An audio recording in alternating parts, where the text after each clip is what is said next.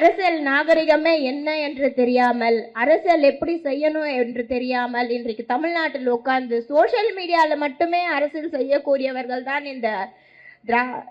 இந்த தற்கூரி கூட்டங்கள் என்று சொல்லலாம். இன்றைக்கு பார்த்தீங்கன்னா விர்ச்சுவல் வாரியர்ஸ் அப்படின்னு சொல்றாங்க. அவர் முதலமைச்சர் அவர்கள் வந்து பேசும்போது சொல்றாங்க, விர்ச்சுவல் வாரியர்ஸ் தான் எங்களுக்கு எல்லாமே அப்படின்னு சொல்லிட்டு. இந்த விர்ச்சுவல் வாரியர்ஸ் கிட்ட நான் கேட்குறேன், ஏன்பா விர்ச்சுவல் வாரியர்ஸ்களா, உங்களுக்கு மண்டையில் எதனா இருக்குதா? ஒரு கண்டென்ட் போடுறீங்க, போடுற கண்டென்ட் எது உண்மை, எது பொய், எது போடணும், எது எல்லாம் கிடையாது. நாங்கள் விர்ச்சுவல் வாரியர்ஸ், நாங்கள் போடுவோம், என்னன்னா போடுவோம், எப்படின்னா போடுவோம். என்ன பண்றீங்க அப்போ?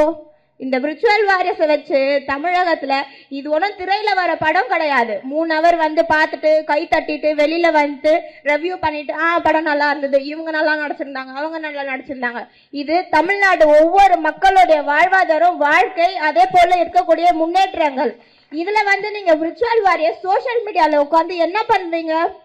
இது வரைக்கும் அவங்க வெற்றி பெற்று ஒவ்வொரு தொகுதியில இருக்கக்கூடிய எம்எல்ஏக்கள் எத்தனை பேர் பொதுமக்களை பார்த்து அவங்க கோரிக்கைகள் என்னன்னு கேட்டிருப்பாங்க, என்ன திட்டங்கள் கொண்டு வந்திருப்பாங்க? இது வரைக்கும் அமைச்சர்கள் அவர்கள் வந்து துறை சார்ந்த ரீதியாக வந்து போய் வந்து ஆய்வு கூட்டங்கள் மேற்கொள்றாங்க, துறை சார்ந்து மீட்டிங் போடுறாங்க.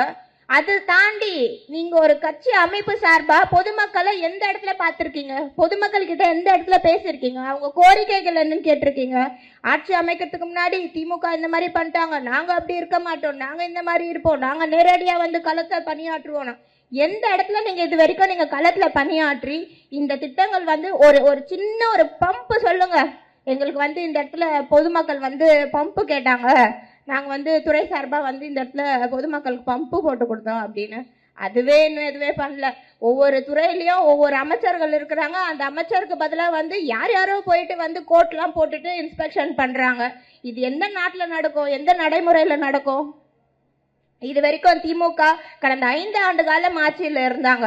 இந்த 5 ஆண்டு கால ஆட்சியில வந்து துறை சார்ந்த அமைச்சர்கள் தவிர்த்து வேற யாராவது ஆய்வுகள் மேற்கொண்டிருப்பார்களா? வேற யாராவது பிரஸ் மீட் பண்ணிருப்பாங்களா? எந்த ஒரு பொறுப்பா இருந்தாலும் சரி, அது பாசிட்டிவோ நெகட்டிவோ அந்த துறை சார்ந்த அமைச்சர் தானே அதை பார்த்தாங்க, அதை பத்தி பேசினாங்க. இன்றைக்கு ஒரு மருத்துவமனையில வந்து அவங்க அணில இருக்காங்கன்னு கோட் போட்டுட்டு போய் பாக்குறாங்க, அது எந்த வகையில சரி? அதுக்கப்புறம் அதுக்கு ஒரு எக்ஸ்பிளனேஷன், அதுக்குள்ள அந்த விர்ச்சுவல் வாரியர்ஸ் எல்லாம் வந்துருவாங்க உடனே சோசியல் மீடியால ஃபைட் பண்றதுக்கு.